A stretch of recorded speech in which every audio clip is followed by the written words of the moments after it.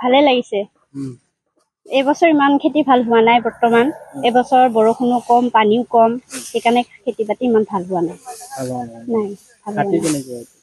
হাতী উৎপাতটো হৈছে বৰ্তমান এতিয়া সেইকাৰণে আমি হাতী উৎপাতৰ কাৰণে আমি খেতিবিলাক অলপ সোনকালে কাটা মাৰা কিবা কৰি আছো আৰু আহিলে আপোনালোকৰ ধন্যবাদ আমি এতিয়া সকলোৱে ৰাইজে মিলি ধান কাটি আছো ধান কাটি আমি নতুন কিবা ভঁৰালিত ভৰাম ধানটো আৰু আমি সকলোৱে আশা কৰিছো যে মা লক্ষ্মীৰ নামত আমি সকলোৱে মিলি জুলি তাৰমানে কি নতুন ধান খাম বুলি আশা কৰিছো এই আমাৰ কল্পনাটো আৰু এইবাৰ বৰষুণ নোহোৱাৰ কাৰণে আমাৰ খেতি পথাৰটো অলপ ভাল নহল জলসিঞ্চনৰ ব্যৱস্থা নাই নেকি নাই আমাৰ জলসিঞ্চনৰ ব্যৱস্থা নাই আমি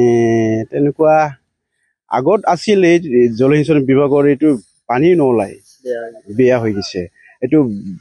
আমি দৰখাস্ত দিছিল আমি গোটেই ৰাইজে মিলি নিদিলে হাতীৰ অত্যাচাৰটো বাঢ়িছে